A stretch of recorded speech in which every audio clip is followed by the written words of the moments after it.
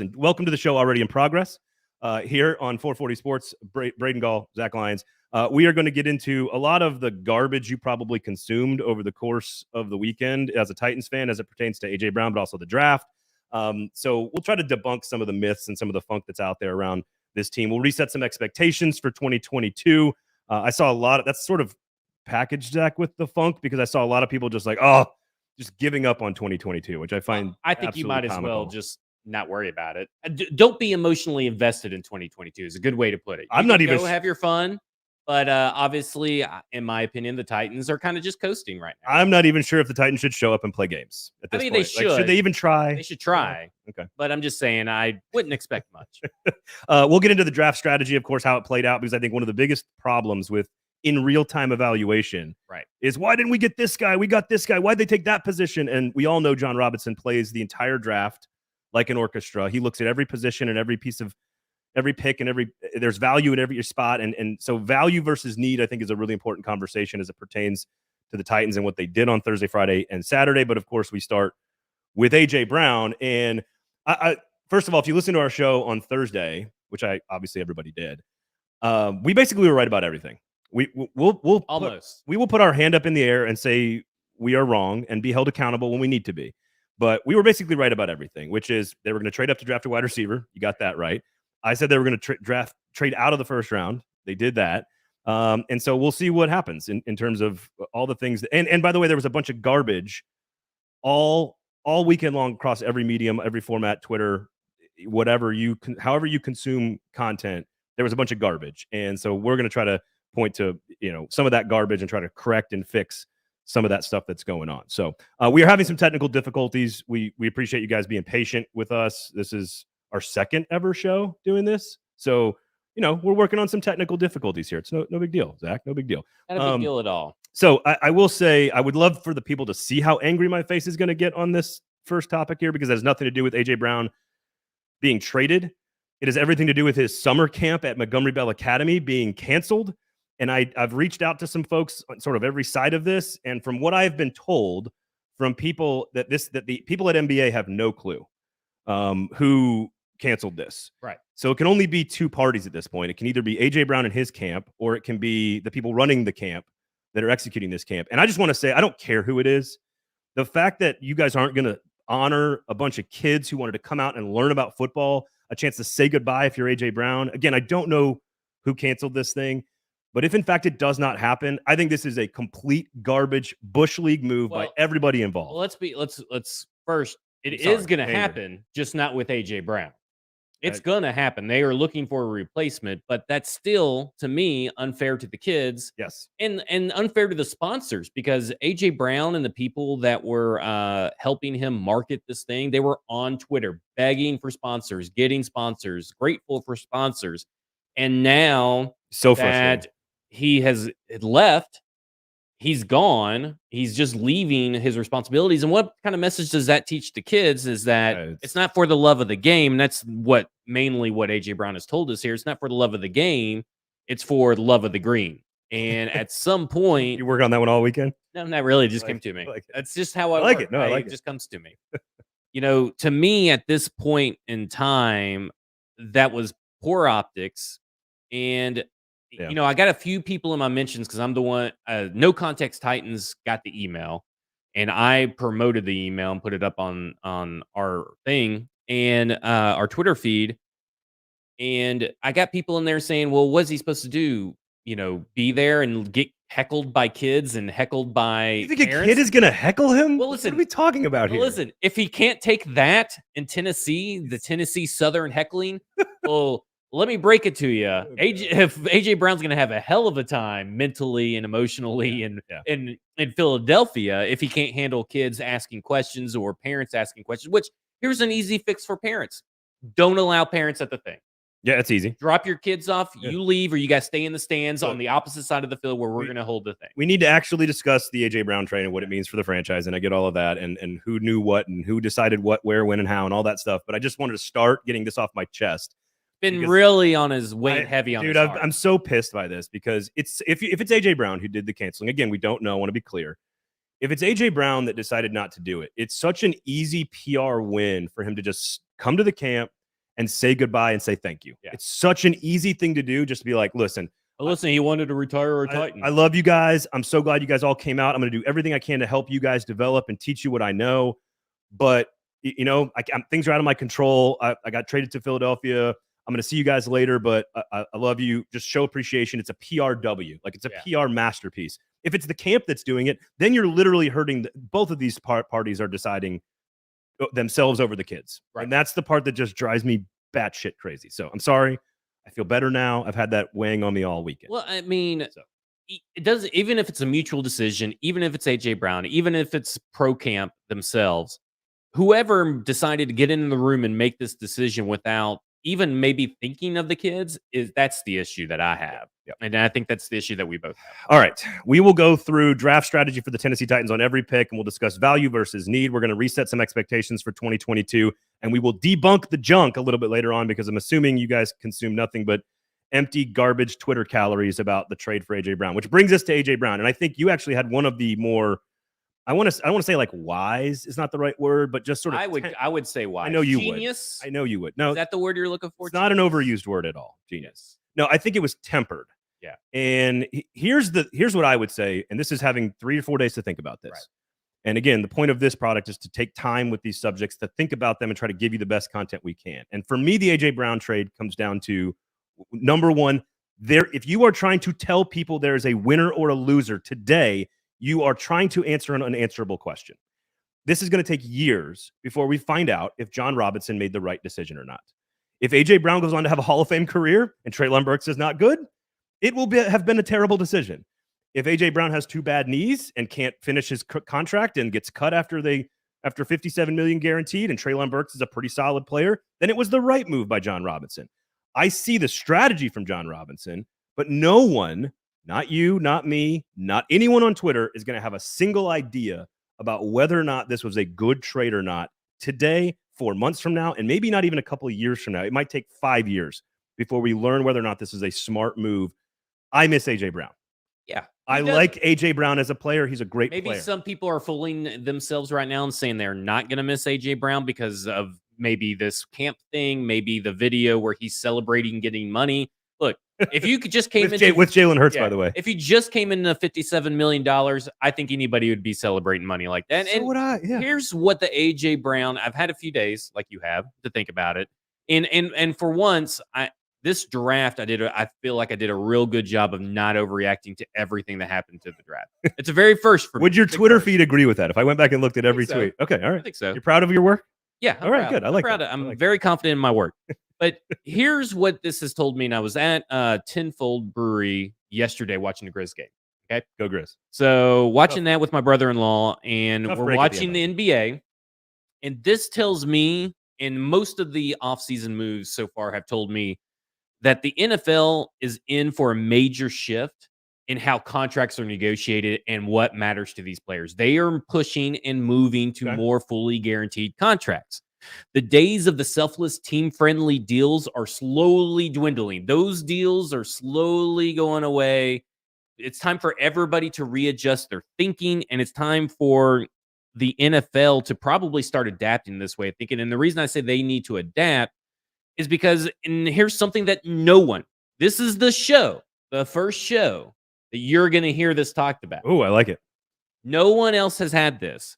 And that is that the reason you probably don't see AJ Brown in a two-tone Titans blue uniform is because of the escrow account that the NFL teams have to have for future guaranteed money. Whatever the guaranteed money is for future years has to be kept and matched in an escrow account as an insurance. Now, the MLB, to my knowledge, doesn't have that, and NBA doesn't have that, from what I understand. So that is hindering fully guaranteed deals for certain franchises because it's a cash flow issue. Okay. It is not a cap hit issue.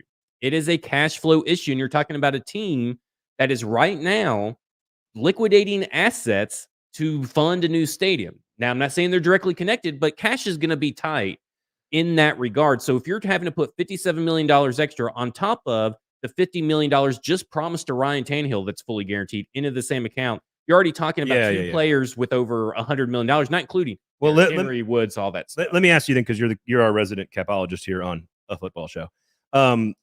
when you look at the number that was offered, 100 million, 4 for 25 apiece, AAV basically, but 57 guaranteed is the key one. Yeah. I believe Teron Davenport reported of ESPN that it's 16 with escalators up to 20 was the offer from the Titans. AJ claims he would have taken 22. Again, the factors at play here are a guy with bad knees who misses time, who catches 4.3 passes per game in his career, but is also the most talented player in the history of the organization at that position. Right. With all due respect to my buddy D, I love you, D Mace, but like you're the best still. You still have the crown because AJ's gone. But the key is what was guaranteed in the Titans offer. That's what people don't necessarily know yet. If you told me it was 16 per fully guaranteed, then the offer by the Titans was technically better. Right. So let's talk about this real quick, because here's what we know. We don't know. The truth is always in the middle. You're hearing reports from now. You heard AJ's side from Teron, and I'm sure later today on Monday, 3:30 p.m., he's going back out for a press conference in Philadelphia. So we'll probably get some more information. And then you see, so you've heard that side. Then you see reports from Rossini, from John Glennon, from Teron Davenport, which is obviously information being fed to them by the team, right? The team's getting out their message to counteract that message. The truth is always in the middle. But both sides carry similarities that you can decide now what we know. The Titans made an offer. Obviously, A.J. Brown wanted more. He requested the trade, right? Now, here's where Teron's report matches up with what the Titans have said, because you got to think about it from a cap standpoint. Teron's report of $16 million with up to $20 million per year. That sounds super fishy. That never made sense to me. And then there was a guy from PFF who also said it sounded fishy, and he said it's kind of like what happened with the Stephon Diggs deal, including the rest of Stephon Diggs' old deal and including the extension, adding those total numbers together brings down the average. So once the old deal is complete and the extension kicks in, that is called the new money average. Okay. So you're saying that the $4 million he was currently owed on the 2022 he is counting contract, that in the 16 mil to 20 mil. and in terms of the average over a 5-year window. Yes. Okay. So because if you take that $4 million out, you are directly at the $20 million which the Titans have said that they have been offering. They've also said to been offering the new money. That's what they said. $20 million in new money, okay, is what they were offering. So that makes sense. That completely makes sense. Okay. Numbers match up. Yep. So then from there, AJ said he wanted $22 million per year. And when you take that over a 5-year period, and then you look at what was said by the Titans, where the Titans said that he wanted more money than what he got from the Eagles from the Titans, you're talking about that 22 mil when you take out his rookie year, final year rookie year, turns out to be $26.5 million AAV.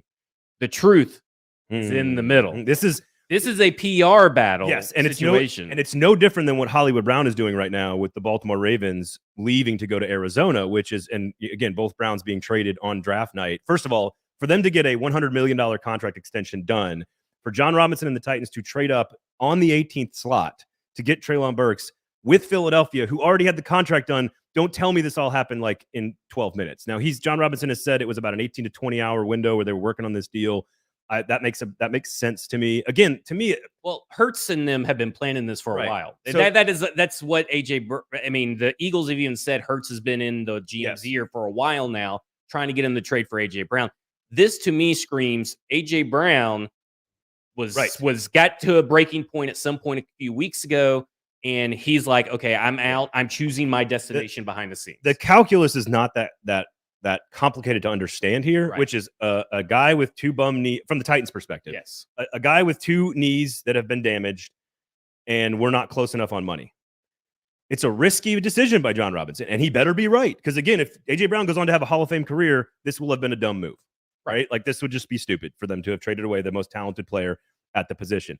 I think the calculus is easy to understand. I think the answer to that question will not come, as we said earlier on the show, for years. I just don't. We all want the answer right now. Who won and lost? Yeah. Like that's not. We're not going to know for years.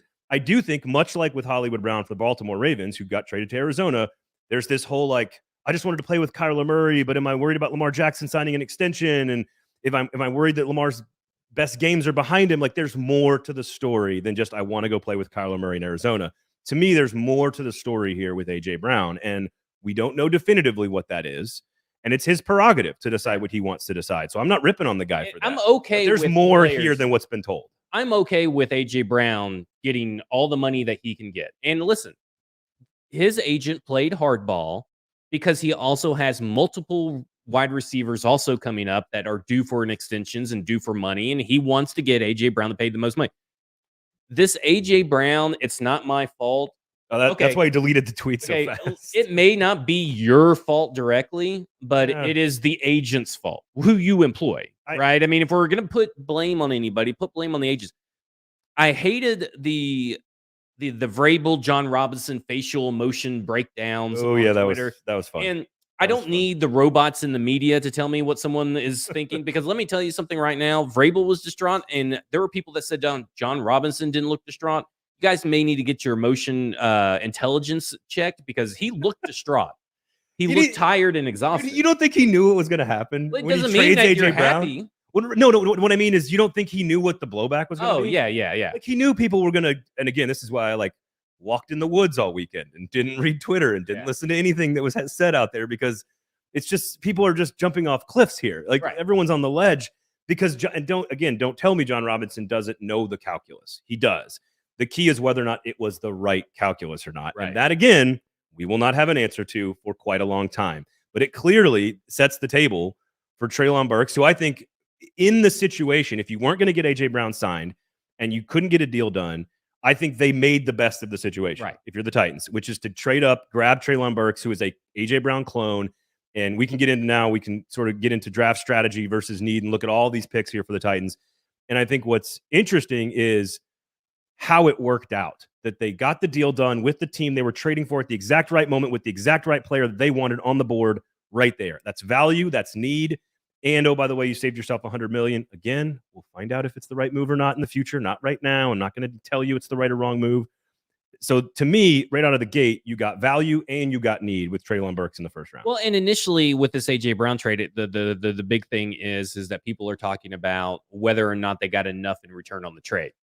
Well, for whatever reason, I kind of agreed with that. I mean, I do, because I thought that Davante Adams got traded for more. But when you look at what Davante Adams is, when you look at what Davante Adams is, he only got traded for 2 picks, a first and a second in this year's draft. That's it. And what did A.J. Brown get traded for? A first and a third. And it's appropriate value for the receiver with the bum knees, where the Titans have no leverage. We'll get into debunking the myth of the Titans having any kind of leverage, but they got good value out of Burks. So my question to you is, he's the perfect blend of value matching need. Treylon Burks is. Yep.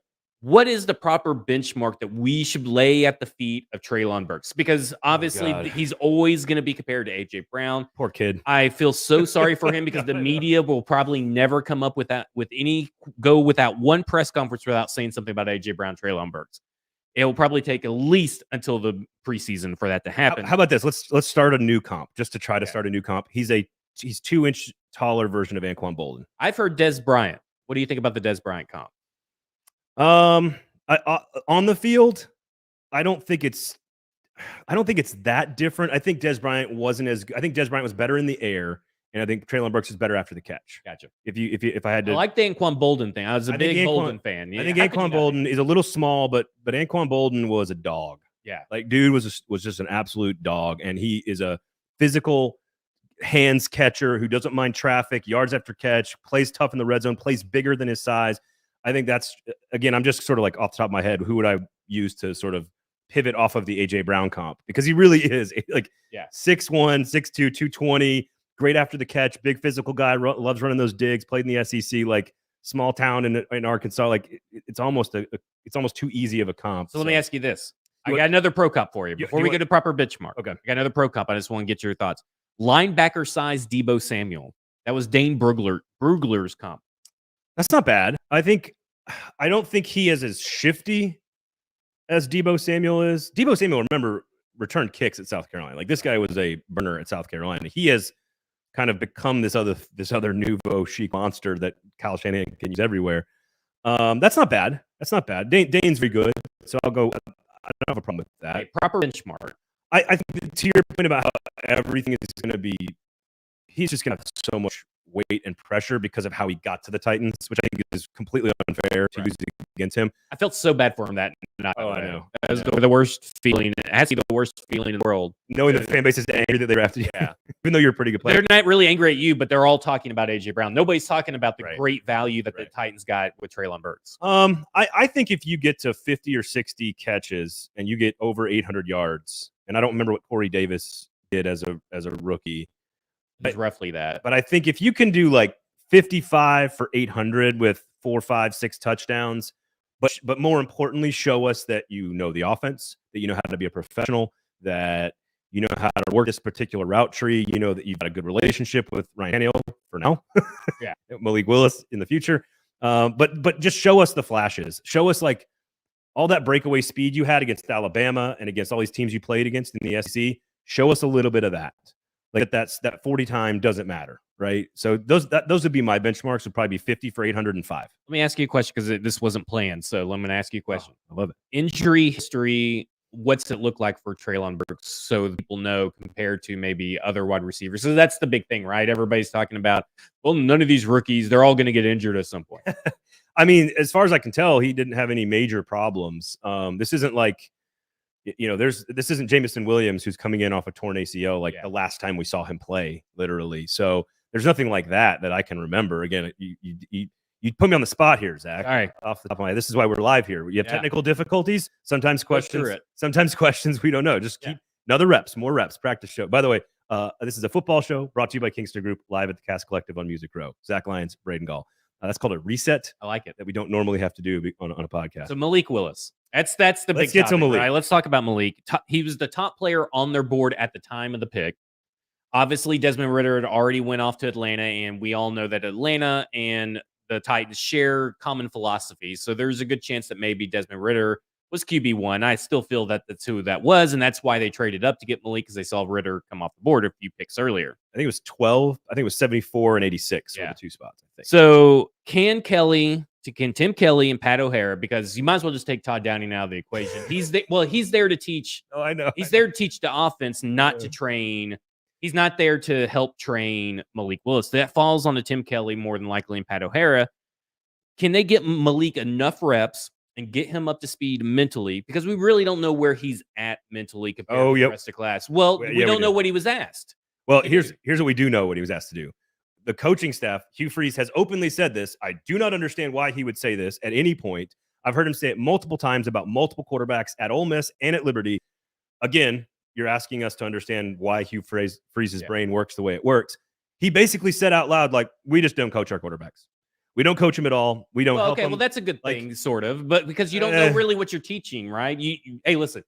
When I don't think Hugh Freeze knows what he doesn't know. I don't think. Well, what I'm saying is that if he has use a burner. I mean, I would like to. We don't really know where he's at mentally because he's never been asked to do anything. We don't know if that's because if Hugh Freeze is saying that because he just wants his teams to go out and play, or if it's and that's how he likes to run this offense a little bit more freestyle, or is it because of the hindrance of the quarterbacks? No, that's a valid point. We don't. I would argue that it's definitely the former. It's Hugh Freeze. This has been his MO all along, right? Which is that we do not coach our quarterbacks very hard. We sort of just that's what I'm saying. Set up a system and let him go. And Malik Willis, again, if you don't know, he went to Auburn first. He was a 3-star kid. He didn't win the starting job, which is under Gus Malzahn at the time, which in that offensive system is also a terrible NFL offensive system. You're not going to learn anything there either. So the 2 places he's been, he's varying degrees of success. I think what makes this fascinating is this is the value versus need situation. I'm not sure the Titans have Malik Willis at all today, or even a quarterback, or even a plan for a future quarterback if he's not available almost in the 90s, right? He was the 86th pick. So this is them going, you know what? We've got a chance here with a player with tons of upside, but a lot of questions. We clearly, and we'll debunk this junk later, but like clearly he wasn't their guy. Let's just be honest about this. They passed on him 3 times. He has unbelievable talent. He's a great athlete, good kid, all this stuff. He needs to learn how, especially the Titans who want to run those 12-yard digs and those 14-yard crossing routes and the layered, all the stuff that we know the Titans want to run off play action. He is going to have to learn to throw with touch. You cannot throw a 105-mile-an-hour fastball on a 12-yard crossing route or a 5-yard crossing route. You have to learn how to throw with touch. So he's got a long way to go mentally and from an accuracy standpoint. But this is the beauty of this pick. You're not putting that much pressure on him.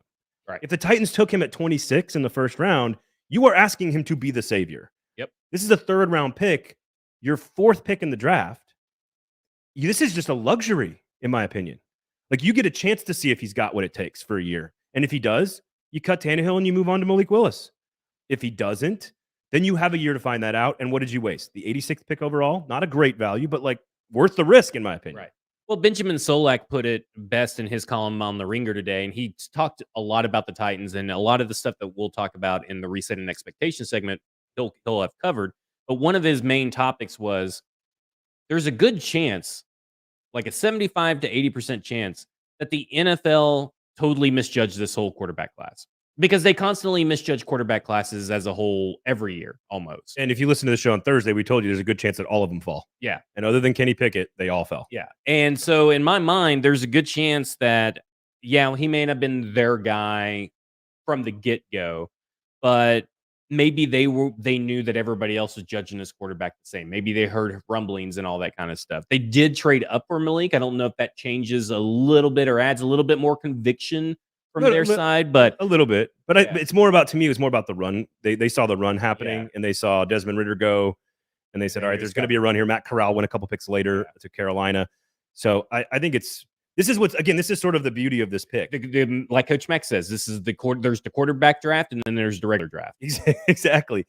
And this is fascinating to me because he has all the talent to be a very good player and be a starter. But there's a reason he was where he was picked where he's picked. So to me, this is a value play here with a little bit of a need in the future. And just John Robinson saying, you know what, this is too much upside for us not to take this risk. Right. And I think that's a really sound strategy by John Robinson, especially to get the guy that many people thought was a top 10 pick just a couple of months ago. I would argue that was all consensus quarterback 1. For some people, he's really quarterback 2 was the consensus big board, but I would argue that all of this has just been lies. Yeah. All these teams were just lying to us about these quarterbacks. But when they started to go, there was value. Yeah. And so they went. So to me, this is going to be about accuracy, about understanding how complicated a pro offense can be.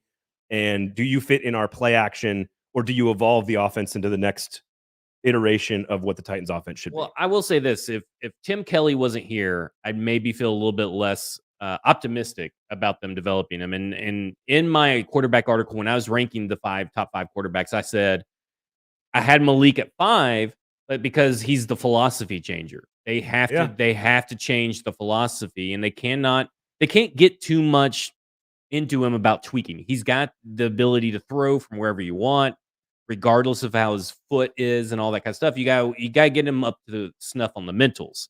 And if you do that, then everything else follows through, in my opinion. And when you're talking about a third quarterback, I mean, quarterbacks all the time, Dak Prescott is one. You're talking about Derek Carr, Russell Wilson, which is one of Malik's comps has been. If you get Russell Wilson or if you get Malik Willis mentally there at the game, he's going to be a better Russell Wilson on the field. And that maybe not results in a Super Bowl win. He's a bigger guy. Yeah. But you have to be special to be like 5'11". Yeah. And play like Russell Wilson and Drew Brees. But again, here's the issue. This is my issue with your point about the quarterback class like being completely sort of just down, like the NFL was down on. The reason Russell Wilson fell and the reason Dak Prescott fell and the reason Drew Brees fell were different reasons than the reason Malik Willis fell. So the reason Russell Wilson and Drew Brees fell, size, height, right? The reason Dak Prescott fell, DUI. The reason these guys fell was not the same as we just don't think they're good enough. And that's my concern with all of these guys. Desmond Ridder in Atlanta, Matt Corral, Sam Howell, who I love, Kenny Pickett even. My issue is that they just had to take the risk in the 3rd round because it was too tantalizing. And otherwise, I think all these quarterbacks are like, I think one of them may be a starter. I think 2 will end up being a starter at the end when it's all. I can go with that. That's excluding Kenny Pickett. So I mean like a long-term starter because I think Kenny Pickett's on the road to. I mean, Ridder could beat out Mariota, I think, a couple of games. That's what I said. That's what I said on the draft show. There's no chance he starts right away. No. Unless he gets injured. Marcus gets injured, which is a good point. Malik Willis is a tremendous asset to have. Adios, Logan Woodside. All right. I think we'll go back to that. Three quarterbacks? I think they'll keep 3 quarterbacks on the 53 and keep Malik active on game days. That makes okay. Yep. Okay. So Well, let's circle to. We went down the third round to talk about Malik Willis. Let's go up to Roger McCreary, who I can only describe as a pain in the ass for wide receivers to deal with. He's just a pain in the ass, and watching him in that Alabama game in the Iron Bowl was excruciating to watch for 3 quarters. Is this a move where the team is looking around at the AFC and they're loading up on corners as a counterpunch to the explosive offenses that you see going on? Yes. Look at what Kansas City did. Look at what look at Buffalo. What was their first pick? Kyer Elam. Yeah. Kansas City went Trent McDuffie and then came back and got a safety, Brian Cook from Cincinnati. They got a linebacker. You have to have 4 corners. You need 4 high-level corners, really. And so I 100% agree look at all these Hall of Famers that are playing quarterback in the AFC now. Right. We're going to have to battle these dudes for the next 10 years. We can't do it with just Christian Fulton and Caleb Farley and Elijah Molden. We need a 4th guy. Gotcha. And also, I think this goes right into strategy versus value versus need. To me, if you looked at the board at the 35th pick, was there any value at wide receiver? No, not really. Not really. I mean, maybe Sky Moore. That's arguable, but maybe George Pickens. Maybe George Pickens, but he's a head case, at least a knucklehead, I should say. Where was the value? Was there value at offensive line? Nope. The best 2 or 3 were gone in the first round. So this is where John Robinson, I think, does a really good job generally, which is he looks at where is the strength of the draft, and at that position there was value at corner to be had at that spot in the draft, and Roger McCreary is. Like when you talk about a Vrabel Titans guy, he is how we said this about Elijah Molden last year? Right. Guess what happened? Yeah. Pretty good player. Yeah. This is a taller, more talented version of Elijah Molden who can play a little bit on the outside and is scheme versatile. I love the pick. I thought Titans Twitter was insane on Friday night. I like the value of the player. I like the player.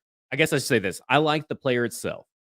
I am not necessarily convinced of the value, but I've grown at my initial reaction. Okay. But I've grown to be like, okay, well, I see the plan. I see it because now when you play a dime package, you can put Roger McCreary in the slot. You can put Elijah Molden on the tight end and kind of the Dane Cruikshank role. You can do a bunch of different things. If, hopefully if Caleb Farley or Christian Fulton go down, then you have Roger McCreary that can go on the outside. You're not having to rely on Greg Maben or some other guy. And you still got Buster Screen there. You have a good cornerback room, which is really arguably the strength of this defense. In terms of depth, defensive line, you think in terms of depth, and the quality of players that you have, it's very top heavy. I feel like it depends. I think they were 4th or 5th in the NFL last year. The Titans were in dime packages, run, whatever that means.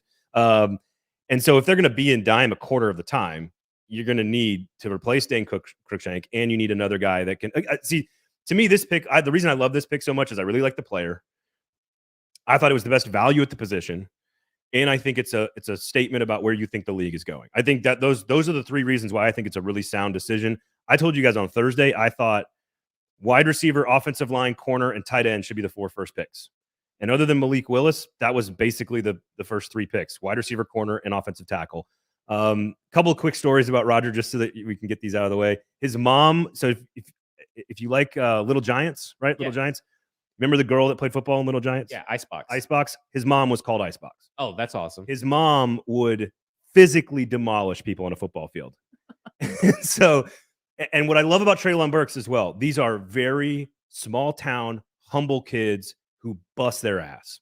And that's what I like about these 2 guys is they are very much Titans, Vrabel, culture, identity guys that are going to buy into what they're doing. He has worked hard his entire career to sort of overcome things like, I was, I didn't go to any camps and I worked my way into the Auburn roster. I wasn't all that great at Auburn, but in first year, by the way, I'm a starter in my second year. I'm a little undersized. I'm going to keep busting it. I'm going to keep working. He came back to Auburn to bet on himself. Because he's like, I'm going to get a degree and I'm going to get better. And hopefully that means I can make more money in the NFL and be a better draft pick. And all of it worked. He's an All-American. So I think this is a really good value pick. I understand the argument that corner wasn't their top need at that time. I get that. But if you're looking at the value of the board, I think he's a great pick.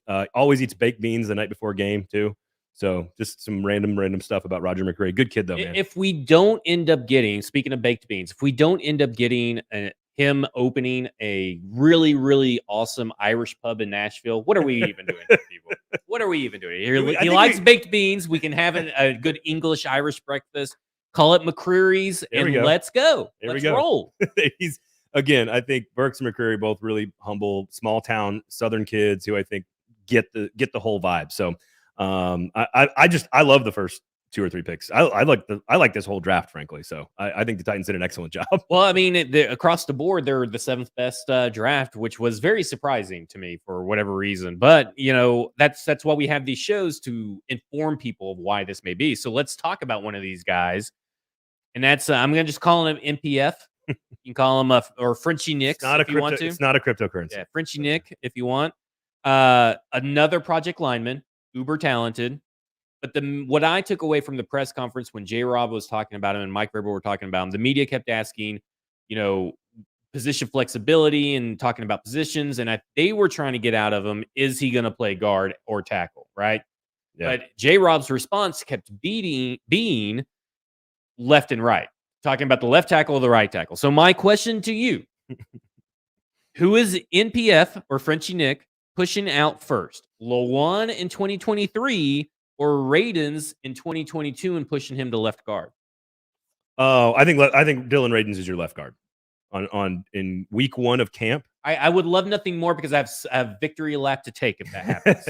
No, I think right now, if you told me what is their starting lineup, if everyone's healthy in camp, not week 1 of the NFL season, but in week 1 of the camp, I would go Lawan, Radens, Jones, Davis, Nicholas Petit-Frere as the right with, I guess, Jamarco Jones probably. Are you always going to say his full name just to make me feel bad? Nope. Okay. I'm good. I just wanted to make sure we said it one time on the show. This was the number 1 tackle recruit in America coming out of high school. So the pedigree and the talent and the upside is very much there.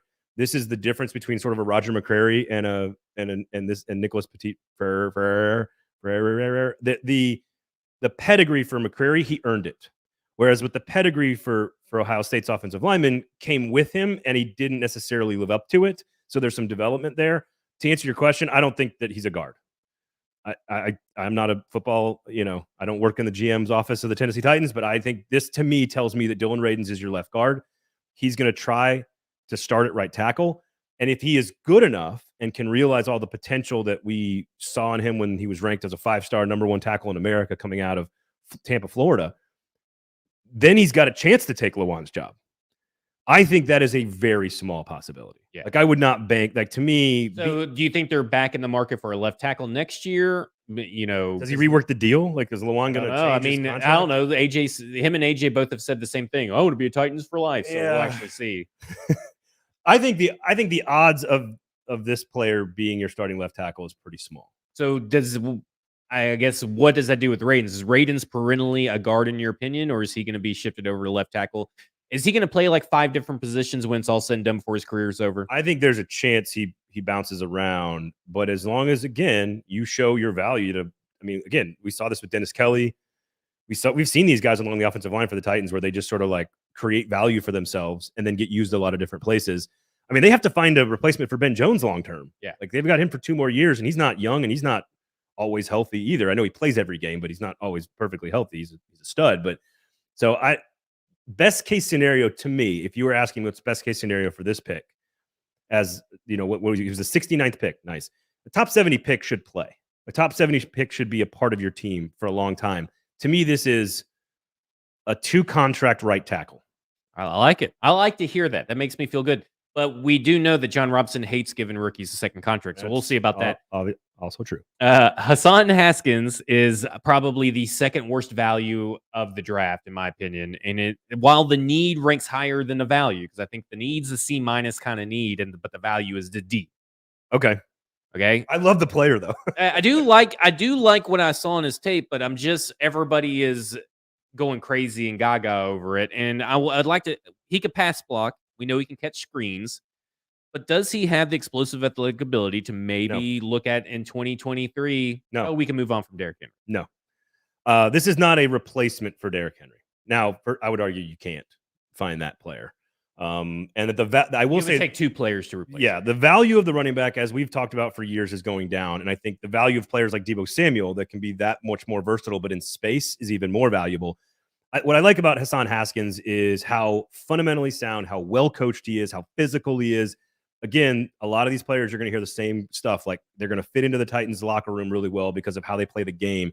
He set the tone against Ohio State. Remember, Michigan, this is a guy who had 1,300 yards, 1,400 yards, 20 touchdowns this season. Broke a 50-something-year-old record. They led the league. They led the country, I believe, in long rushing plays. So we know that's what Derek, like explosive rushes, right? But 20, he did 30, not. 40. He was not a reason for that, by the way. But what he does is he would set the tone. And when I say that, let's just go to the Ohio State game. I want to say it was like the third or fourth play of the game. And they haven't beaten Ohio State in a decade. Michigan can't get over the hump. Jim Harbaugh's not any good.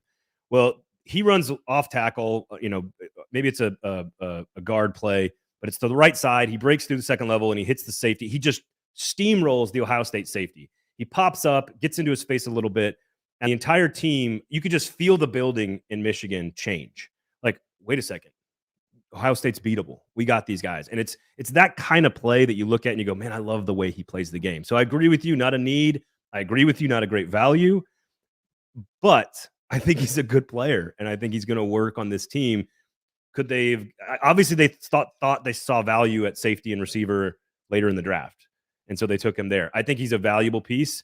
This is, to me, admitting that you've got to replace Darrington Evans, you've got to replace Dante Foreman, you've got to fill that need. Maybe it's a bigger need than we think. Okay, so let me ask you this, because we're rushing up a little bit on the time here, so we're gonna have to go a little bit yes, no, few words. Okay. I'm not good at that. I know. So Chigoziem Okonkwo. Dang, I nailed it in you the almost pre. had it. I Dude. nailed you it in the pre. it. How quickly can Luke Steckel coach up his blocking so he never has to leave the field? We never have to see the Jeff Swaim jersey on the field. So real quickly, a quote from somebody in the Big Ten. A clear candidate for a guy who will be a much better pro than a college player because he really only had 1 year and never had good quarterback play, extremely athletic. That's what I got from a Big Ten guy. Look at that source. I will say at his size, he's a little undersized. He's in that 6'3", 230 mold. I think at his biggest, if he can get there. He did play a lot of inline at Maryland, and he did play a lot on the wing.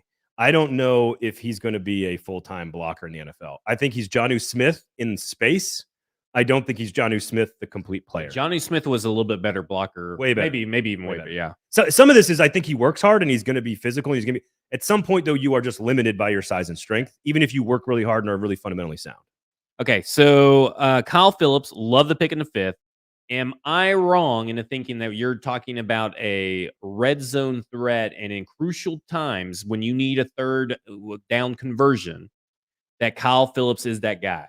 Adam Humphries. Part two, but Adam Humphries, Wes Welker, on the field. Yeah, on the field. I don't think he's Hunter Renfrow. I think that's asking way too much. What is he, like 5'11", 175-ish? Very, very productive player. Actually, he has some pedigree. 4-star recruit coming out of high school, like a top 300 kid out of California. Very productive. I think he can be on this team and be a contributing member. Is he going to jump Des Fitzpatrick, let's say? Yeah, production? Absolutely. 100%. Like, I think this is where you get value in the fifth round for a wide receiver. Is he going to catch a bunch of touchdowns in the red zone? I think I need to see that before I believe it, but going 5 touchdowns. Over under 4.5. I'll go under, but I think he's a contributing piece to the offense when most fifth round receivers are not. I think you're talking about someone that has been sorely missing where you can rely on him to be in the right spot at the right time on third down to convert that third down. It is almost like a Tajay Sharp. But I hesitate to say that name because I think he's so much better than Tajay Sharp. Well, Tajay was really fundamentally sound. Yeah. And it's why he was so good as a rookie right out of the gate, but never broke any tackles, never made any big plays. Like he didn't have. I think he can break some tackles. He's got play strength to play through tackle. I agree with that. Okay, so Theo Jackson, no one took the time to write a meaningful prospect profile on him. I didn't even know who he was when they said the name. I had to Google. Well, if you watch Tennessee football games, this is the point. If you watch Tennessee football games, you notice Theo Jackson. Yeah. So what did the Titans see on film in UT football games? A lot of different things. He does a lot of different things well. Physical guy. This is also one that I think has a chance to make the team as a sixth rounder, which is pretty rare. When you watch film, he does not have the measurables of Alontae Taylor. He did not have the same skills as Alontae Taylor. It's why Alontae Taylor went much higher in the draft than I think anybody thought. But when you watch games, he's flashed all the time, whether it was making a tackle in the open field on Kenny Pickett, whether it was making a play in coverage, whether it was making a play in the box, like very versatile player. I don't want to say Dane Cruikshank like athleticism because that's not true. I think Dane had some extraordinary skills when it comes to that. But I think this is a guy who can do the things that this defense wants him to do in the secondary, which is do a lot of stuff. Play in the slot, play in the outside, play against tight ends, play high point safety if you need him to. I think he can be a backup for Elijah Molden, Amani Hooker, and Kevin Byard, right? Does that make sense? Like, he can do a lot of things. Do you think that this is the Amani Hooker replacement with Amani Hooker due for a new contract? I think any of these guys after the 5th round being a replacement is a hard ask. Gotcha. But could he be a contributing backup member? Could he replace Dane Cruikshank? I think the answer could be yes. Okay, so Chance Campbell's the last guy. The guy pretty much all fans have already irrationally slotted as the best linebacker in Titans history. Wow. But I went back through my notes doing Malik Willis, and I had number 44 from Ole Miss set. And I never got around to figuring out who that was because I also have one for Tulsa, number 90, that's coming out in this next draft. And then Chance Crawford did that again. Chance Campbell did that. Was that guy, was number 44 when I went to Google it, and I was pleasantly surprised. And from what I gather from people who watch a lot of Ole Miss games, was that he's a great SEC linebacker. And I'm specifying that for a reason, on a very bad SEC defense. Yes, that's a fair analysis. They also showed a lot of progress. So they were garbage 2 years ago. They were significantly better this past year under coordinator DJ Durkin, who's now at Texas A&M. I think this is an incredibly productive player, to your point, with not a lot in front of him. You know, the way that we talk about all the Georgia, like Nakobe Dean, obviously for Georgia benefited from playing from all these guys, did not nearly grade out as highly as we thought because he fell into the middle of the 2nd round. Campbell did not have nearly as much help in the front 7. There were a couple of really nice pieces on that front 7. There was a lot of traffic in front of him, a lot of traffic. So he piled up tackles. I think he had 120 plus tackles. He also came off the edge a little bit occasionally. So they can do a lot with him. I just think expectations should be minimized for a 6th round linebacker. It's almost like drafting, to me, a little bit more explosive David Long. I feel like he plays, he just jumps a little bulkier too. Long's got a special level of physicality for his size. So Chance would have to show that on the NFL level. Okay. So we go through this draft, and this draft screams to me, it's all about 2023. So I'm here to reset some expectations. Am I wrong into feeling like they're just kind of coasting through 2022? Not necessarily that they don't want to win, but they're just kind of like happy to be here. If they hadn't traded AJ Brown, would you even say that? It depends on how the draft goes. It's hard to say how they would have gone. Let's say take Burks off. Okay, they trade back and do exactly what they've got. Yeah, I would. And still they have say AJ Brown. Would you say something's off about this draft? It was what I would say. See, I think they hit on every position I thought they were going to hit on. Yeah, but did they hit on them with quality players that they needed to get them over the hump to compete with AFC? And that's my. I really do like the picks. I mean, I think they got I think they got a potential tight end prospect in a garbage tight end class. So let's tie this into expectations, right? I don't think they're going backwards at all. I think losing AJ Brown, there is a minimal amount of regression that you have to expect, but they are the team to beat in the AFC South. I think if you can get better Ryan Tannehill play and equal defensive line play, I think you're still the best team, have a chance to challenge for the 1 seed. Like, I don't think that the Titans have taken a significant step back like everyone thinks. This is still a 53-man team that looks as good as anybody else, except for Tannehill, than maybe all these other contenders in the AFC. So, again, A.J. Brown is a huge loss, but you've replaced him with a solid piece, at least some of it, and you filled needs. To me, this is – I don't think expectations should have changed for this team at all. I think expectations should be make a run. I get the sense there's a lack of conviction coming from the front office like there was last year. Last year, they mentioned we're a Super Bowl team, we're a Super Bowl window, we're Super Bowl, Julio Jones trade, Super Bowl. Everything they did last year screamed Super Bowl, even the words out of their mouth. Now I feel like we're not getting that. Could you argue that the last 2 big pieces John Robinson has gone after have backfired so poorly that he's getting back to basics here? I mean, he could. Does that make sense? That makes sense. Julio Jones and Jadeveon Clowney didn't work out. Yeah. Let's go back to basics and do what I do well, which is draft safeties in the 4th round. Gotcha. Or you see what I'm saying? Like, draft Jonnu Smith, draft David Long, draft Kevin Byard, draft David. Like, all these guys. Like, to me, this is John Robinson getting back to what he does best and filling out his roster. So I agree with that, but that lends me more to the fact that it's more of a future play. He understands that, okay, the cap's a little bit tight that they're under, even though the cap is fluid. We know that John Robinson does not treat the cap as very fluid. Okay. He doesn't he's not Les Snead or any of these other guys. Right.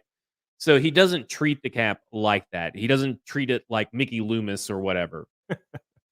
So he understands that in the future, as the future goes and more contracts become more expensive, that's this draft class. He knows that he may lose a couple players. He may have to overpay for a couple players, but that's this draft class and he's planning for the future, whereas everybody else is playing for now. And maybe he does not feel like I bet there is something in the back of both their minds that says, we've seen Tannehill now fail in the playoffs 2 years in a row. We got to start thinking about the future just a little bit more because the now, this is maybe. This is the beauty of the Malik Willis pick.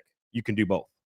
Honestly, like nothing really changes for expectations for me because you have Tannehill, Derrick Henry, and the best defensive line in football, maybe. So your expectation is for this team to compete for a Super Bowl. Compete. Okay. The Kansas City Chiefs defense is atrocious. They just took like 11 players in the draft on defense. They're trying to do what the Titans did last year, which is rework their entire defense in one offseason. Buffalo, I think, is the one team where Buffalo just looked at what they had on their roster and just everything was a luxury. To me, Buffalo did everything. They were like, oh, we're going to take a corner in the first round. We're going to take a running back in the second round. We're going to sign Von Miller. Like, to me, Buffalo is the team to beat. They're the one that said, we are ready to win right now. We are the best team in the AFC. They are the front runner to, I think, according to Vegas, right? They're the number one team to win the Super Bowl. I think they're the ones that took a couple of luxury picks. Everybody else, like Cincinnati's they took 2 safeties back-to-back picks. Like, I don't think anybody gained all that much of ground on the Titans outside of A.J. Brown. Like, do you think the Ravens? Because I feel like, well, who's going to run and catch footballs for the Ravens? I mean, but like 5 tight ends. The Ravens will be better because they're going to get a lot of guys back healthy. Yeah, and they really. I love their defense. I love their defensive picks. It's going to be great. I love that. But look at their division. Like that division is going to beat itself up. The Titans still have a clear path to division title, which puts them in the playoffs, hosting a home game, which means they just can't screw that shit up like they've done the last two years in the postseason. So how far ahead do you think that the Titans are of the Colts? How far ahead are they? I didn't love the Colts draft. But I think they are the same, a step or two ahead of the Colts. Yeah. I think Houston is whatever. But Jacksonville, I think Houston had a really good draft, but Davis Mills has to put it all together in year 2. I actually like Jacksonville's draft. I don't like Travon Walker number 1. I would have taken. You like that they took like 5 linebackers? But here's why they did it: Derrick Henry. Well, are any of these guys like it? Come on, they're rookies. No. But you're asking, did the Titans invest in corners? Did the Chiefs invest in corners because of the passing in the AFC? Yes. Why did Jacksonville go edge, middle linebacker? Because they need to stop Derrick Henry. Like that, to me, that's what Jacksonville's strategy is. We've got to catch up to Tennessee. Yeah. And they're going to be physical no matter what they do, whether it's Derrick Henry or not. I still think Jonathan Taylor, I guess, is in the division. And Jonathan Taylor's in the division too. So to me, this was about lining up and stopping the run for Jacksonville. And I actually think they did a good job of grabbing those pieces. Okay, so let's go to debunk the junk here. We wrap things up here. All right, debunk the junk. Love a good debunking. Okay, so we got all kinds of storylines and bad Twitter takes and bad online video takes of people and all that kind of stuff. That's what we're doing. Yeah, but we have good takes. Good That's true. These are slow roasted, marinated takes. Yeah. So let's talk about first the idea that this Titans team, the staff chose Simmons over Brown, and that's why they let him go because they couldn't keep both. Isn't this the dumbest? Like, I should be asking you this question because I feel like you're the cap guy who says it's fluid all the time. Like, one of the worst takes I saw on Twitter all night Thursday night, and all day Friday was that the Titans chose Jeffrey Simmons over A.J. Brown. This is one of the dumbest things I've heard. Well, we've talked about it even on the 440, the aforementioned previous version of the show. We've talked about football and other F words. So stupid. It does not matter. The contracts in 2022 do not have anything to do with what A.J. Brown did. I saw people talking about what the Tannehill contract prevented this. The Harold Landry, they should have paid A.J. Brown over Harold Landry. None of those matter. Right. None of those matter.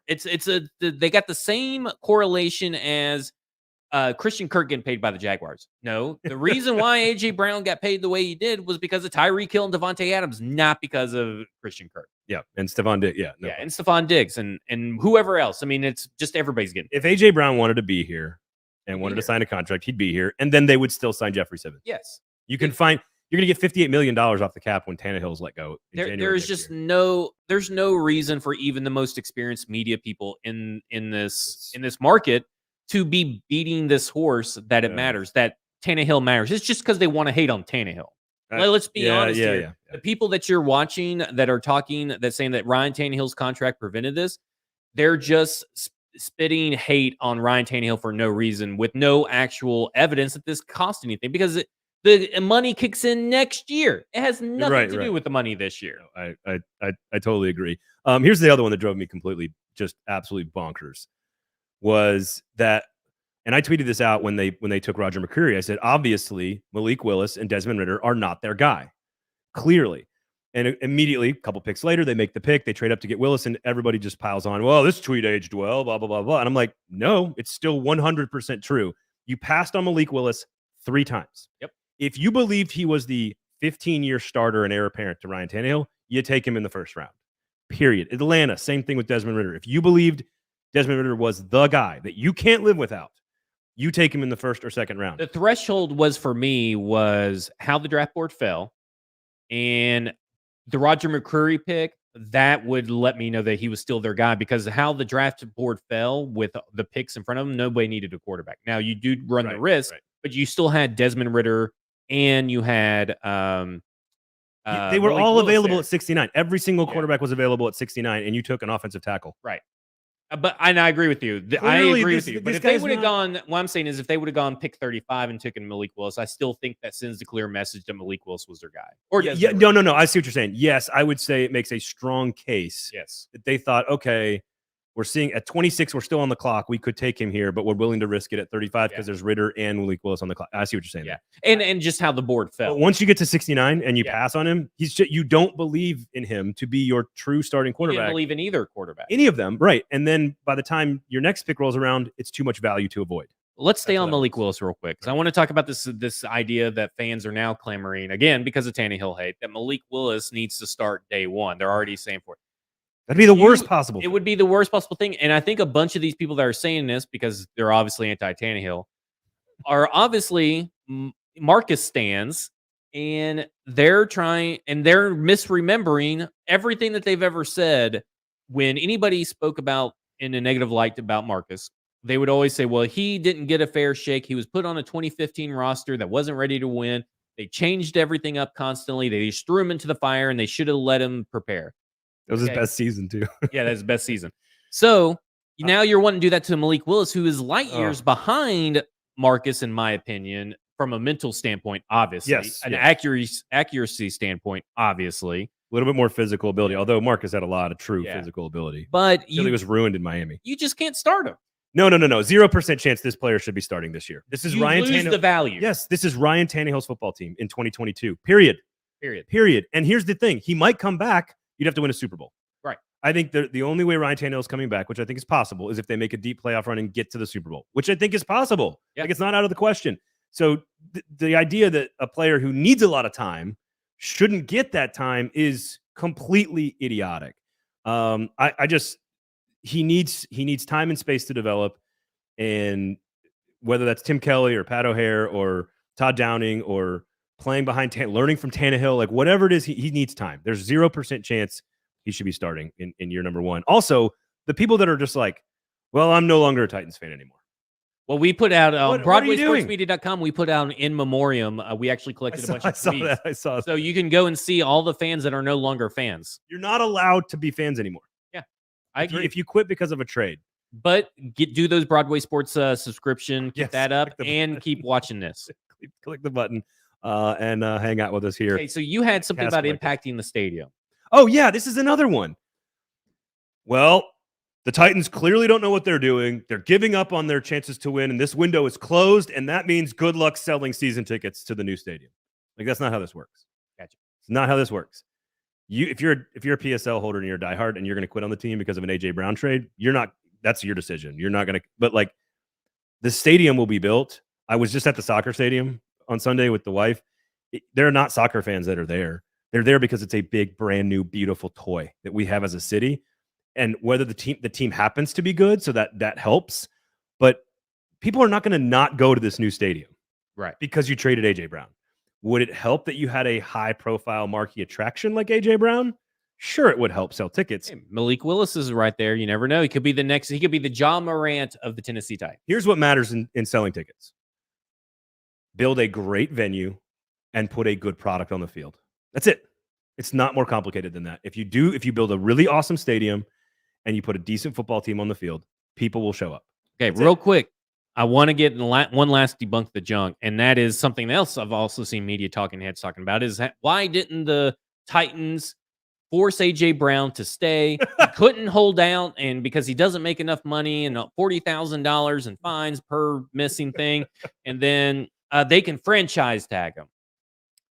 Come on. Did nobody pay attention to what Deshaun Watson got away with last year? Man. He got to wear sweats, show up, do a couple little walkthroughs, leave, and go inside and never got a fine. And you know what they were forced to do? Forced to take up a roster spot with him, a 53-man roster, take up a roster spot and make him inactive. There is no way that agents did not take notice of that and then start suddenly realizing the loophole that could come out of that. And then on top of that, you have a disgruntled wide receiver, which takes the value you get in return down because teams know you have to get rid of him. And then if you franchise tag him, how do you think that's going to fucking end? Also, this is a little overvalued, but I will point it out. If the guy doesn't want to be here, why do you want him here? And haven't we seen that from this team? If you don't want to be here, they don't want you here. We're moving on without you. That's what they say. If someone doesn't want to be here, we're moving on without you. Next man up mentality. Yep. This idea that this strategy would even work is ridiculous. It's even more ridiculous that you would think that the Titans would do it, and you cover the team. Give me a break. I bet you feel better now. Yeah, I do. That was a good give me a break. I was told that I did not do enough give me a breaks during the show last week. All right. Well, maybe we'll just make that a segment on the product. Yeah. You could do that. All right. Anything else? I think Jonas Park is awesome, by the way. I was about to say, well, how you went to the soccer thing. Yeah. What do you think the Titans can take away from it, and what do you think they should avoid? So I think number one, it's built to fit like the neighborhood, and so the vibes fit the neighborhood. There's it's really intimate seating. It's really good sight lines. It's fan friendly from the seat standpoint. So I think the Titans, these are things that are pretty obvious in my opinion, but build it to where it looks like. Again, this is one of my pet peeves about this project all along has been build a brick facade. I don't love Lucas Oil Stadium, but I think if you build a brick facade to match Broadway and match downtown, to match the culture of downtown, I think that's important to make it look like it fits into the neighborhood a little bit. And Jonas Park is great at that. The concourses are big and spacious. Turn on the fans, SC. You had so many fans in there, people, and so many fans up in the ceilings, and you didn't turn any of them on. It was not a cool day. You could have done that. I think because it'll have a retractable roof or a dome that we don't have to worry about this, but this is important. One of the sides of the stadium, if you want to sit on the east side of the stadium, you are going to be in the sun. Everyone else is in the shade. It looked really, I could tell. I was like, man. When they started painting at the bar, I saw like, man, there was a lot of shade there. Then they showed the other side. I was like, oh crap, no I had way. some friends sitting in that section and they were just like sweating the entire time. So I assume new Nissan, again, with a retractable roof or something, probably solve some of those problems. You got to have screens in the concourse, dude. Yeah. I saw your tweet about that. I was very surprised. This is the only real complaint I have about Jonas Park, which is because the sightlines are amazing and the tickets are super affordable. You need to have screens in the concourse so that when you walk back to go to the bathroom or get some concessions, that you can actually see what's going on in the game, especially in hockey or especially in soccer where there's no stoppages. So yes, all around beautiful park, located in a great place. The parking is going to be a problem. So ride share if you can, but otherwise beautiful venue, wonderful time. Wife doesn't even like soccer at all. Now she loves it. We walked out of there and she was like, that's me and my wife's next big thing is to go to a soccer game. She was like, thank you so much for making me go to this. And so it was a lot of love. The stadium was great. They got the goal at the end there to tie it up. So it was a ton of fun. And let's hope that the Titans watch and study and learn. Maybe Vanderbilt needs to do this too. What Nashville SC has done in constructing this building, how they've done it, where they've done it, some of the things they did. Bathrooms were spectacular. Oh yeah, spectacular bathrooms that actually TVs in the bathroom. Do I? Do they have TVs in the bathroom? No, I don't think they do. The way TVs in the bathroom. TVs in the bathroom. They have reversible doors though, so you can use them on the outside. And then when the game starts, they close them and you can use them from the inside. Tons of space. Oh, that's cool. Tons of space. Bathrooms are genius. Way to go, Nashville SC. Good bathrooms. Good bathrooms. There you go. Zach, what else you got, man? I think that's it. Second episode in the books here. We overcame some adversity today on the show. Make sure it's my computer here. Make sure you follow him, of course, on the Twitter sphere at FWordsPod. You got the Football and Other F Words podcast, of course, Broadway Sports Media, all your scribings over there. All the other great shows from 440 Sports, Fringe Element covering SEC football. as well as all kinds of other stuff. We got Lamestream Sports and the Gold Standard and Club and Country covering SC. So thank you guys for supporting all the stuff that we're doing here. This is a football show. Make sure you subscribe to all the buttons, click all the buttons, turn on your notifications. We'll be back on Thursday at 1 p.m. live, of course, from the Cast Collective right here on Music Row. Special thanks to Kingston Group. The Kingston Group, buildkg.com is the website, Nashville's locally owned custom home and remodeling firm. That about does it for us. We'll talk to you guys on Thursday. This is the